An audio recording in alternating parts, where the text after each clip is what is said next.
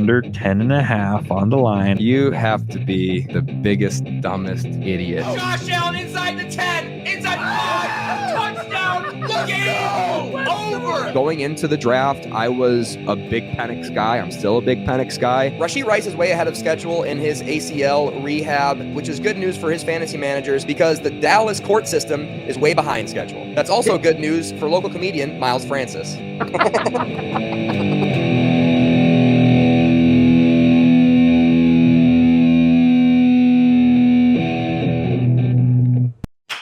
Oh, hello and welcome to What Are We Talking About with Jamie Jakes. I am him. I am sitting here, as always, with Film Demon Ryan Perrio. He's got his Russell Wilson Broncos jersey on, so you know what that means. We're talking about Dynasty Superflex Startup busts. These are the guys that are overrated. These are the guys that you do not want to draft in your Dynasty Superflex Startup drafts. And these are guys, if you are not currently doing a Dynasty Superflex Startup draft, you might want to sell high on. Yeah, if you have still avoid. Or somehow just still avoid. If you do have a shallow roster, you will be cutting them right now. These guys will be all in the top 100 as always, or I guess not as always. As for today's episode, we will not be talking about IDP, although if you are taking a defensive player in your Dynasty League in the top 100, I would probably highly recommend against it unless you have some crazy, like 11 starter roster for your individual defensive player team. And I think that's all I need to set up. Ryan Perrio, how are you doing, buddy? Doing great. Just had to run some errands because instead of ruining my life, I just leave pieces of it random places. I have to go pick it up. Hell yeah. I'm not my worst enemy. I'm like a bumbling sidekick to myself that just kind of like forgets comedy stuff at a bar and just has to go across town to go pick it up from said bar. Oh, hell yeah. You left your tripod there. Sometimes I'll leave a tripod. I'm just like, I'm never seeing that thing ever again when I leave a tripod at a comedy show or an open mic or whatever. It's getting dark. We usually record around this time, Ryan Perrio, at 7:00 Central Time. I had to get the ring lights out today. You can see them in my sunglasses, my Dynasty sunglasses. Little autumn chill in the 102-degree heat right now. Yeah, starting to feel pretty nice. Starting to feel a little bit like football season here in Dallas, Texas. So we are going to go in ADP order as Meatloaf, the Dynasty Cat, is joining me behind me on the Dynasty Cat tree. And I got a hot take. I think it's a hot take, but I think it's justified in terms of where you're drafting this player. And my number one Superflex Dynasty Startup bust is none other than Patrick Mahomes, going at currently the beginning of the second round ADP of 14. Now, I recently had a redraft home league, and I drafted Patrick Mahomes, but I was forced to. I didn't have a quarterback yet. There's a big, just like in a lot of regular home league drafts, the quarterback run starts and everybody freaks out. And nobody wanted Patrick Mahomes. Like Bo Nix got drafted before Patrick Mahomes. Obviously, Baker Mayfield got drafted like 3 rounds before Patrick Mahomes. Mahomes ends up going, I think, quarterback 9 off the board. And it's because I stopped the bleeding by drafting him. So that's kind of what the world, even the casual world thinks about Patrick Mahomes at the moment. And I think it's pretty justified. Coming off of back-to-back QB 11 in points per game seasons. He, excluding in 2024, because he was technically the 13th QB in points per game behind Joe Milton and Jimmy Garoppolo. So that's not good company. Going all the way back, Ryan Perrio, to QB 2 in 2022, which makes me think, what the heck is going on? What was the big change that happened? It wasn't rushing yards. Rushing yards and rushing attempts have stayed pretty consistent. Passing attempts have dropped off pretty significantly over the past couple of seasons for Patty Mahomes. But you know what's been the biggest difference? It's Travis Kelce. In 2022, Travis Kelce went for 110 receptions, 1,338 yards. You kind of forget that he was doing that, right, Ryan Perrio? Because you see his name now, and you're like, why the hell are we drafting this guy in the first round in 2023? And then you look back at the stats, you're like, oh, he was a tight end that went for 1,338 on 110 receptions, 12 touchdowns. Like he literally won you your league that year. You had him in 2022. Yeah. And then follows it up big drop off. Almost 20 fewer receptions, 93 total receptions in 2023, 984 yards, 5 touchdowns. So production like almost cut in half in terms of fantasy football points. And then 2022, a little bit of an uptick in receptions, 97 total receptions, but even less efficient per reception, 823 yards. So half PPR, that's not very good news if you're drafting him like we are. And 3 touchdowns last season. So not great across the board. Steady decline. Obviously, he's in the best shape of his life because it's preseason. I'd also like to point out when we're talking about Patrick Mahomes, Andy Reid, currently 67 years old. Like, he's tied to the Chiefs for as long as Andy Reid is there. Not to say they're going to cut Patrick Mahomes or anything. Like, he's probably going to be a lifelong Chief for as long as he's relevant and healthy.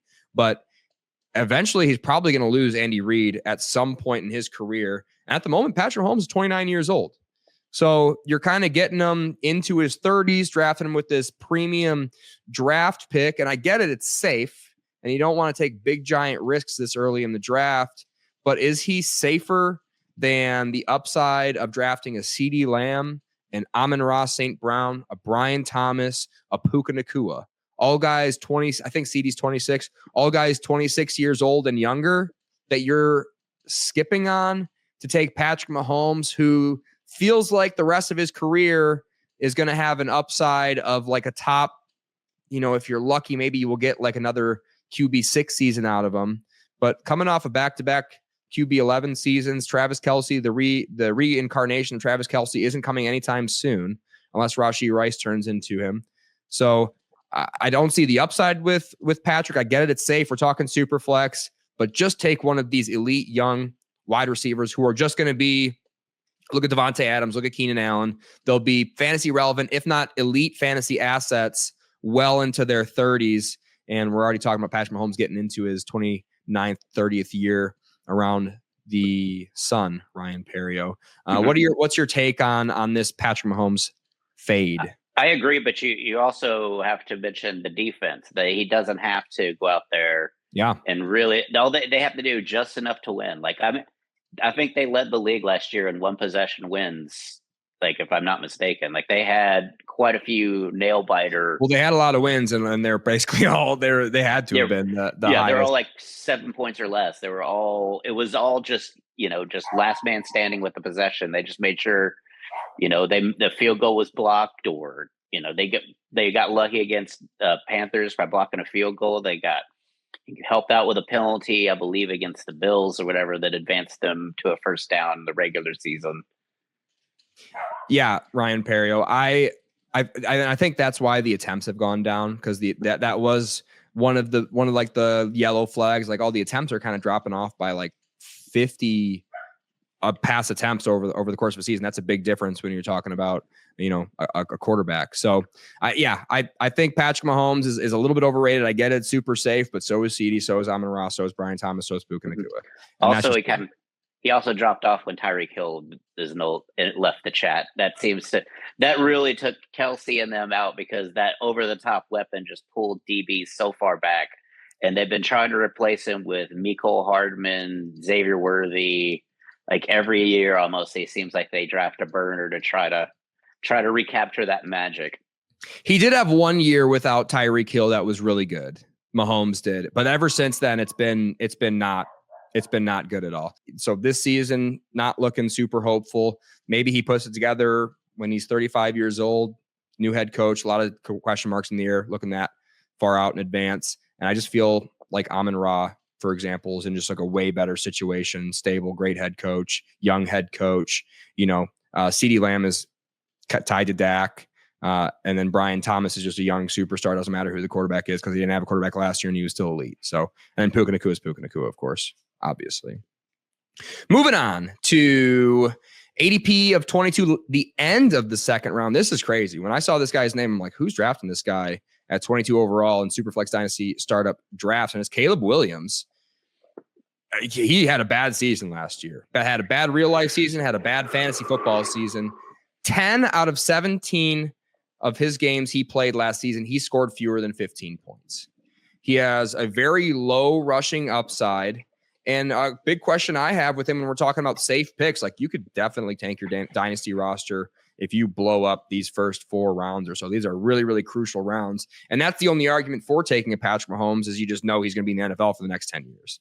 And I feel like I don't know that about Caleb Williams. How committed is this iteration of this team committed to him? If I asked you today, Ryan Perrio, who has a better chance of being a starting quarterback 4 years from today, would you say Bo Nix or Caleb Williams? I would say Bo Nix, but because Caleb Williams is a 1-1, he will get a bevy of opportunity. Everybody will try to, if for some reason the Bears cut him loose, teams will all clamor to try to fix him. But I think this is the Ben Johnson. So with their current teams, you would definitely say Bo Nix is more likely to be a starter of their current team in the next 4 years.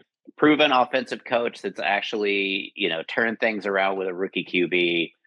Like, I get Ben Johnson's a solid offensive mind, but there's a lot of damage to undo from his last season. He looked very slow processing. He held the ball way too long.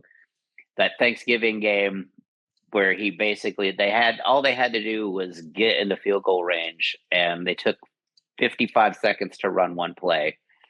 It's just unexcusable. You can't blame that. You can say it's a sideline and stuff like that, but I'm like, you're the leader. You're the guy that's staring at the clock, counting down. You're out there. You're the one guy that's looking at that clock. Yeah. You ever played Madden before? You got a lot of things going on, but that's still your job to get the snap off on time. I'm told by every analyst in the world right now that Ben Johnson is going to come in with his fairy dust and just sprinkle it all over the Chicago facilities, and just overnight everything's going to get all the way better. Everyone's saying that except for Dan Orlovsky, and he's been right before. I like to point out. I feel like everybody who had like hyped up like guys like Dayball, unproven new head coaches. I feel like we saw it for a decade with Bill Belichick, or 2 decades with Bill Belichick, where he had coordinator after coordinator. Matt Patricia, the Lions saw it. Matt Patricia comes in, everyone thinks he's the savior because he's Matt Patricia. He's had a lot of coffees and a lot of chats with Bill Belichick, so that's going to make him a good head coach. What if Ben Johnson just totally fails? Mm-hmm. I mean, Bill O'Brien had the same thing with the Texans. I mean, assistants are assistants for a reason.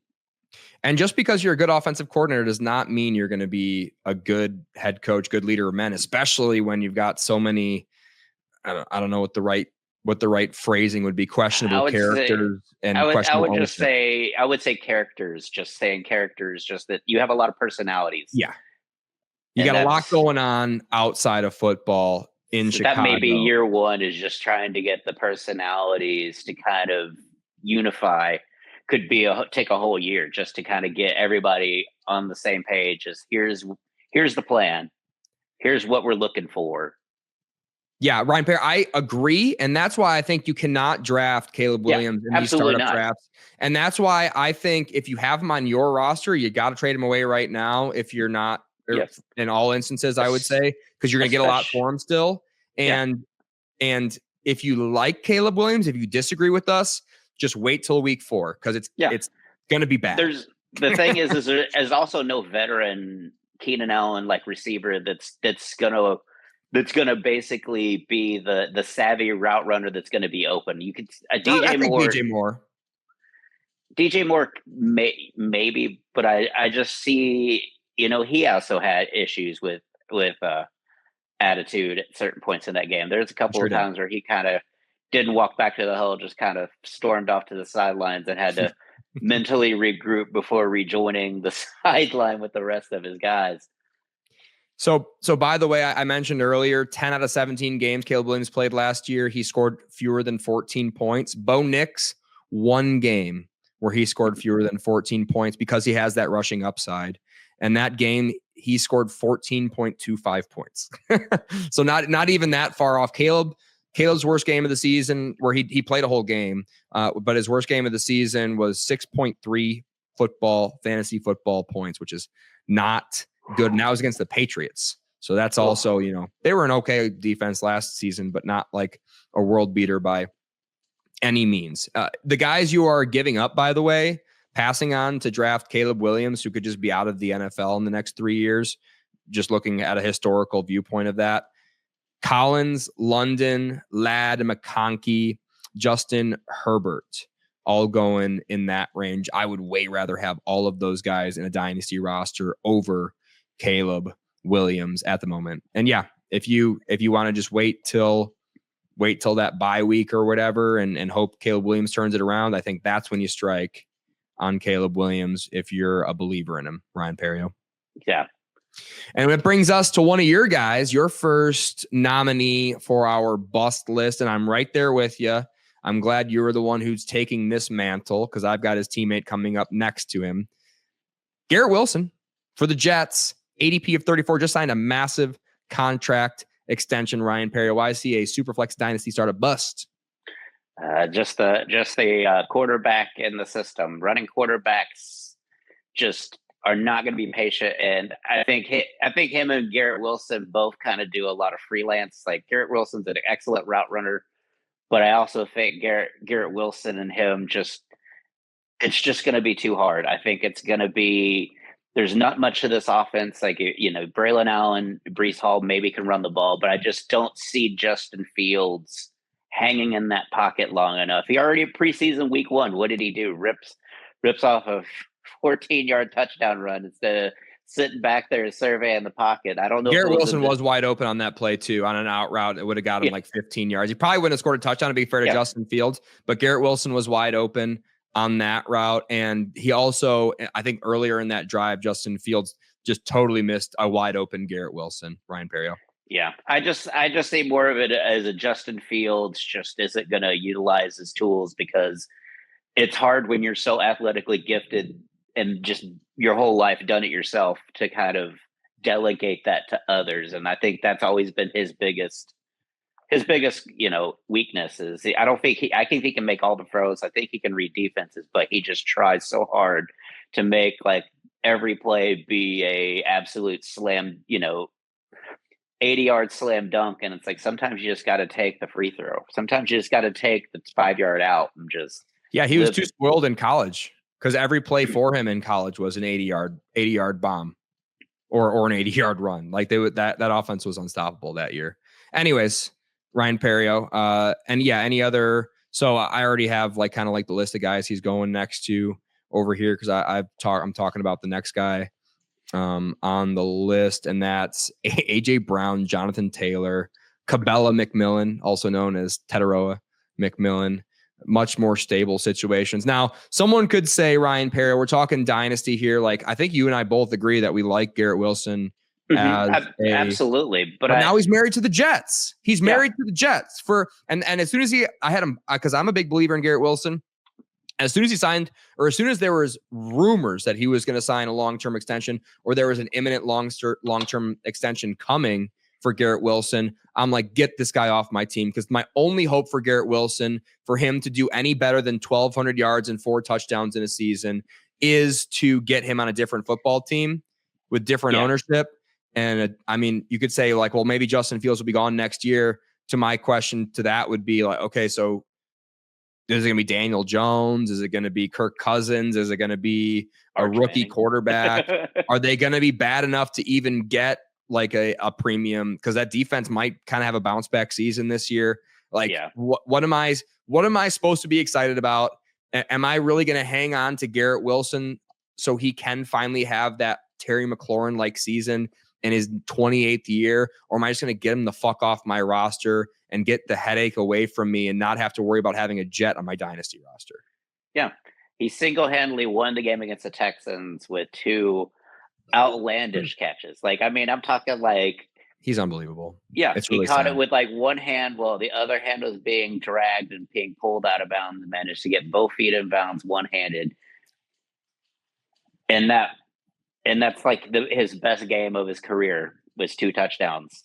I was like, it should be so much more. He should be up there with Devontae Adams, your Justin Jeffersons, your Jamar Chases. He should be just eating every week.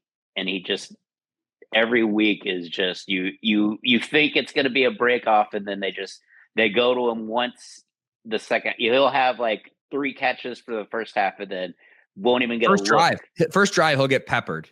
And then they won't go to him ever again, because they're the Jets, and they're the Jets, and they're going to do Jets things, including this next guy we're going to talk about having Jets on a dynasty roster. Breece Hall, ADP of 35, going directly after Garrett Wilson. It is a total timeshare in New York. The new head coach, the new defensive coordinator turned head coach came in day one, was like, guess what? We're running a committee backfield with this running back room. And guess what happened in the first preseason game? We got a full-on committee backfield in New Jersey. Breece started the game, got 2 carries. Isaiah Davis came in, had some pass pro. Breece came in, ran 1 route. Braylon Allen came in, ran a route. Braylon Allen, next play, like flying knees a guy's head off, just running head first into a safety. Was awesome. Looked like the most explosive running back on the team. Then Davis, then Breece, then Breece, then Davis. So it's just going to be a good old fashioned committee. He's not going to get the volume, I don't think, ever again in his career that you're going to be looking into it. I guess you could say there's a lot of rumors that he's getting traded.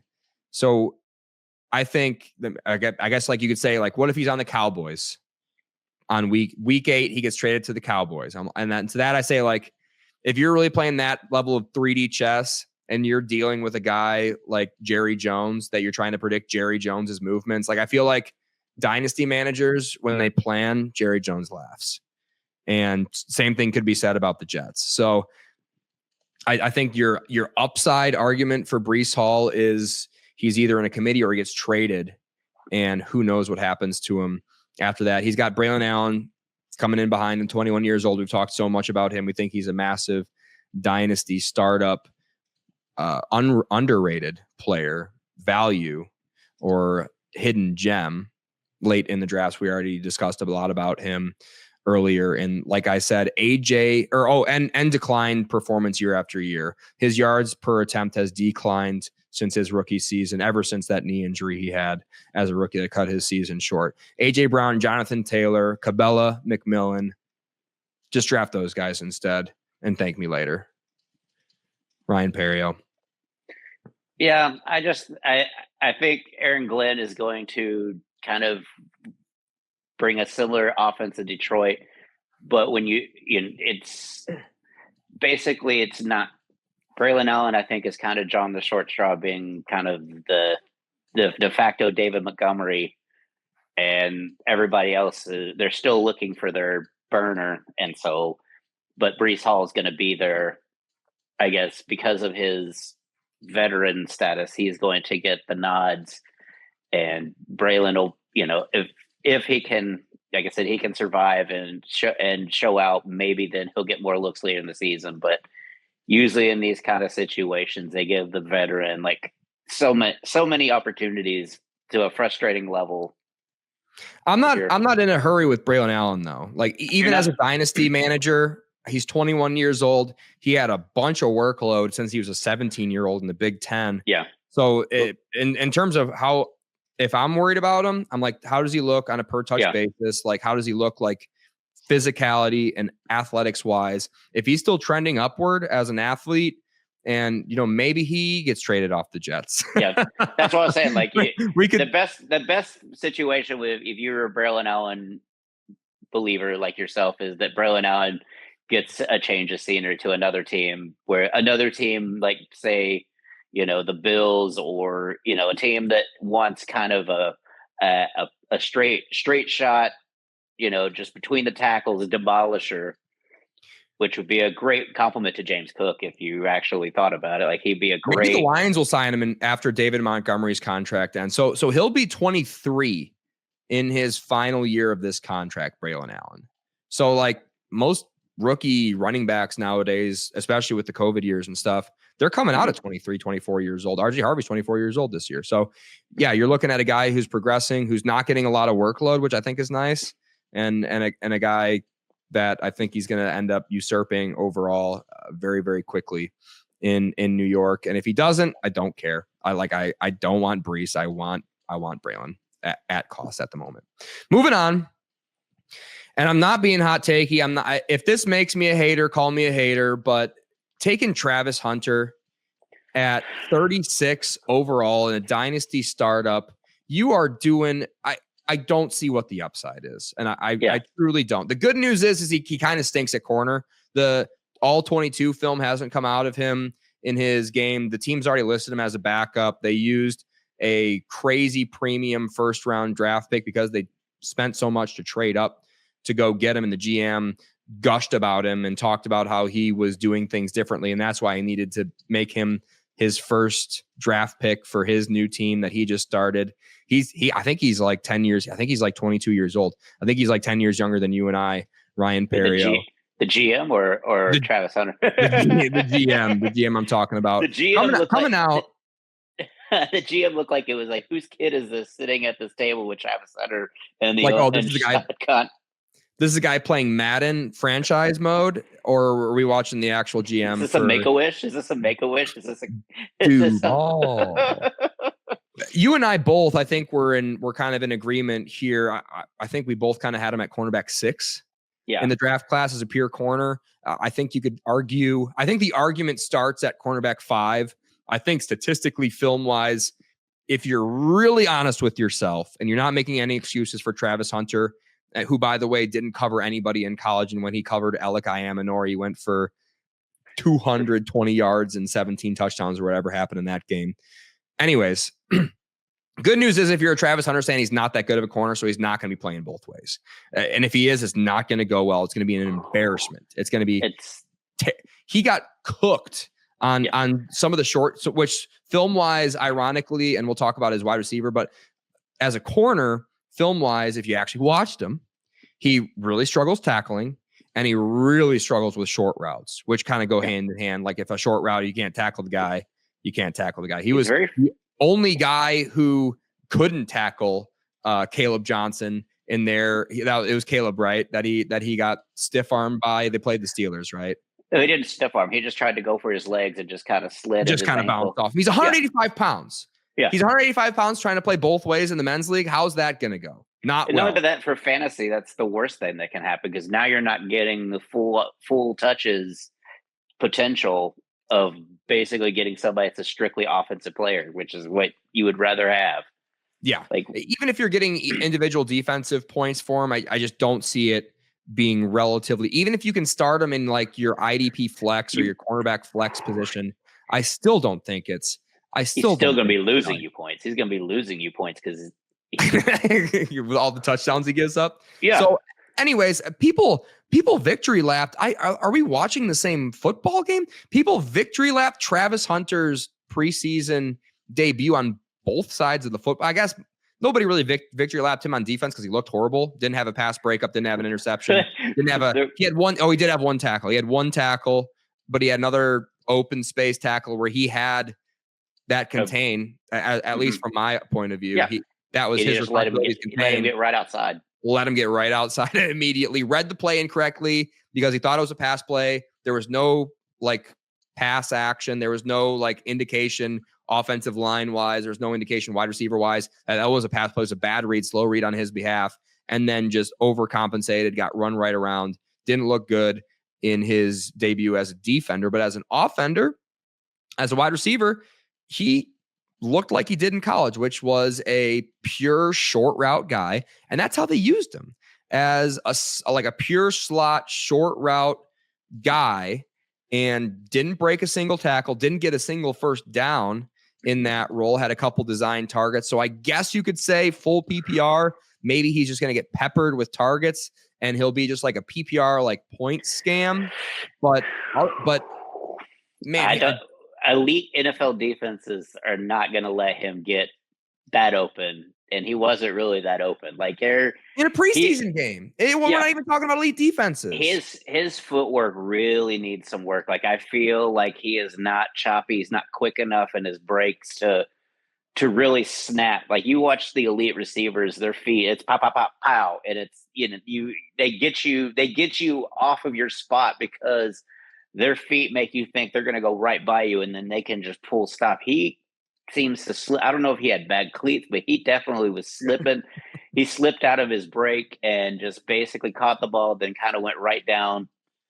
And so I see Tutu, like if you're looking at Rams, like Tutu Atwell, maybe like a Tank Dell. kind of situation where, even Tank Dell has got better feet, but I mean, I could see Tank Dell when he comes back from injury being just a short, out kind of guy that's just kind of the undersized. Yeah.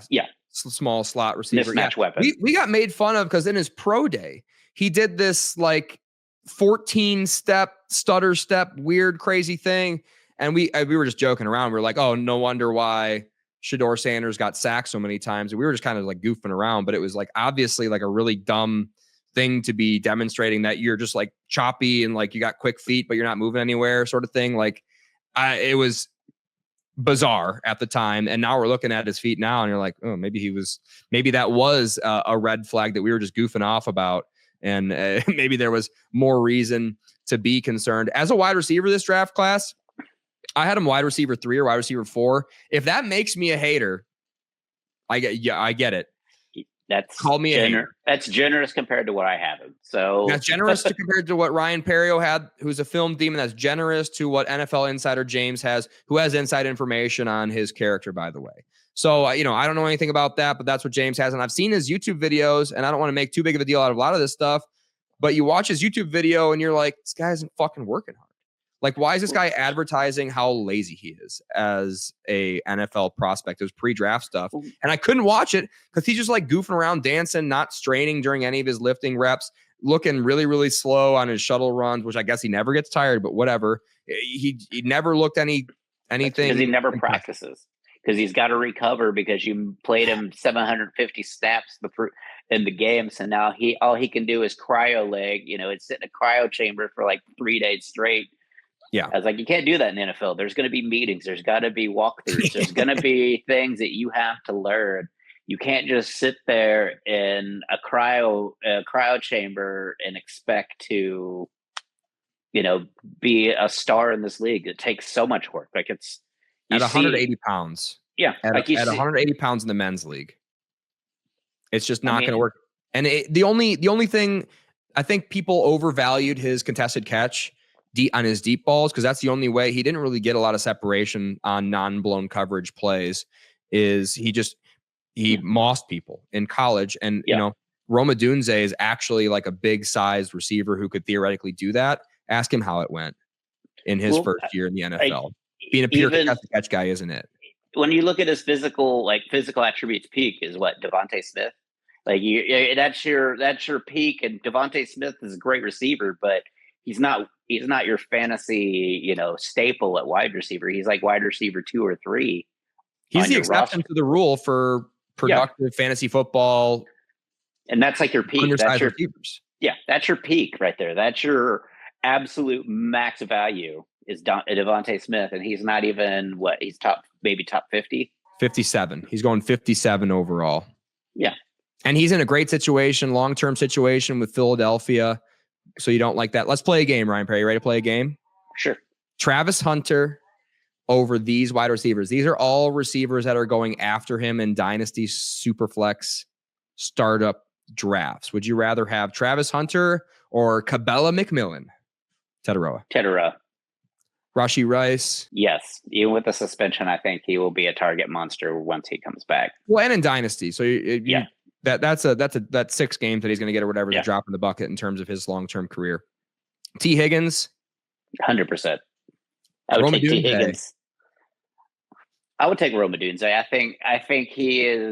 think he could be one of those receivers that you don't see coming, that like because of how his rookie season went, that maybe he doesn't get the early season, like he doesn't get the attention that a defense would probably give a true number 1 or, a playmaker. And so I could see him maybe having like a really good first quarter of the season.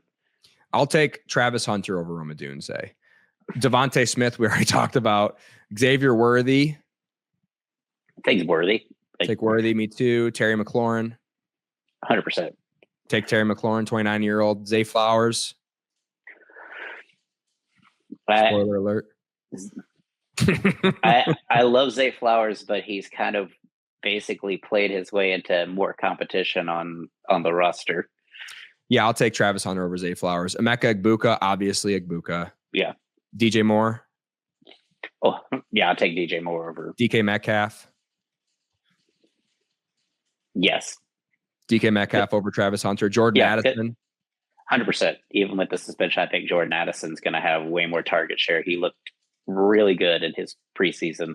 Here's where it ends for me. Chris Olave, ADP of 77. I'm definitely taking Travis Hunter over him. Yeah. But that's 41 picks. I think he's overvalued by 41 startup picks. That's a lot. It's like 3.5 rounds or something like that. Not good at math. Yeah. I look at it and I'm like, I've always said, if you're going to play one side, just play one side. Like one contractually, as like, the union's probably going to be up in arms about it, and not to play one position for free when you're getting paid to play a different one. It's like you're skewing the values for people coming after you as far as what is your position? What are you are you going to be elite corner money? You're going to be elite receiver money. It's like. I think the union doesn't like the fact that that's going on, and I don't think fantasy owners will like the fact that he plays defense, because that takes away from potential offensive snaps that he could be playing. Yeah, and I mean, let's be real, he's not the only player in NFL history. Like, I mean, there's two guys off the top of my head who played both ways. Definitely not full time. They were definitely more gadget guys. They weren't like a full time, slot receiver role on one side. They were like backup, whatever, linebacker, and special teams. They get in like a tight end snapper, a fullback snapper, something like that. Yeah. And by the way, fullback position, pretty easy to learn for most teams, because there's like 2 fullback plays in a lot of these NFL teams' playbooks. So anyways, if that makes us a hater on Travis Hunter, call us a hater. You can't say we're lazy about it, because we've covered it 6 ways till Sunday. And the analytics, the statistics, his college stats, his film, based off of you and I, who I think we have a pretty good eye for film. His college film was like exactly what we saw in the preseason opener, which was just like a good, solid wide receiver and kind of like a mediocre backup level corner. Yeah. In the NFL, and he's playing in this preseason game against not good guys. These are not starters that he's playing against, and he's just not looking great. And that's to be expected for me. So if you have him on your dynasty roster, I would say trade him away right now, because there's still hype for him for some reason after that preseason game. People counted that as a win. I don't know how that works, but use that to your advantage and trade him away. Moral victories, I guess. Just being able to do both in a game, like, okay, that's great, but I want to see more. I'd rather, if you're going to do play both, be elite at least one, and good at the other. The good news is if you're a stand for him, he's going to be a wide receiver. He's not going to be a corner in the league. Okay, moving on. We've got one quick one, and then we are going to end this episode here. Make sure you subscribe and like this video. We are going to have our next Bucks episode up quickly. Probably the next day after we post this one. We are going to end at ADP of 51 here in your rookie, or here in your startup dynasty Superflex drafts. And is more of a PSA. We've already talked about this guy way too much, or not maybe an appropriate amount on this channel. Quinshon Judkins. He is a running back prospect. He was drafted by the Cleveland Browns. He is not currently under contract.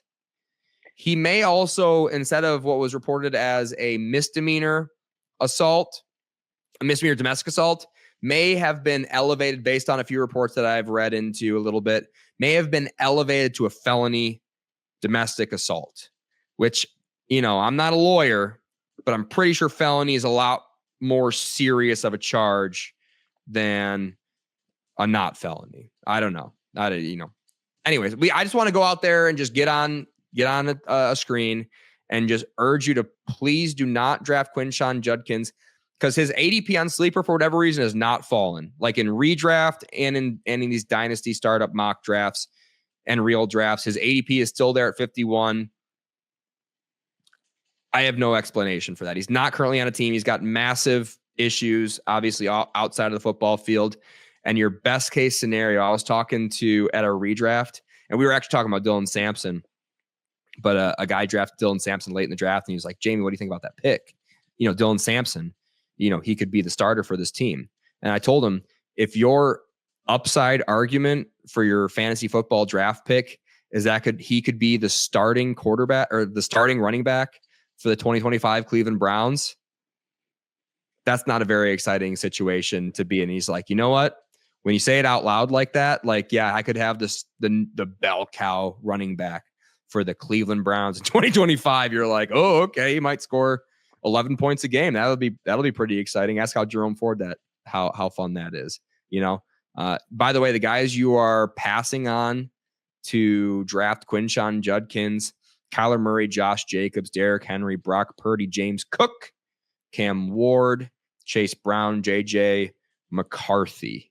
I like some of those guys a lot. I don't like some of those guys as much. But with that being said, they're all signed on a football team and not under investigation for a domestic assault. Ryan Perrio.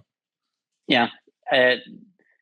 Even if he's signed, like you don't know when if he's going to, when the legal process is going to wrap up. I don't think Cleveland's going to play him until that is been wrapped. I think they have kind of learned their lesson on that situation. Is they're going to let the legal situation play out before they offer him a contract. And so that would be awesome if they signed into a fully guaranteed contract. That would be awesome, Cleveland. And then just trade away Shedeur Sanders, who just balled out in the preseason, by the way. That would be Cleveland Browns in a nutshell. That'd be awesome. Yeah. And that is it for this episode. We're going to do a second episode where we're going to go over more overvalued, sell high, bust startup draft dynasty candidates. Ryan Perrio, thank you for joining us, and we'll see you next time.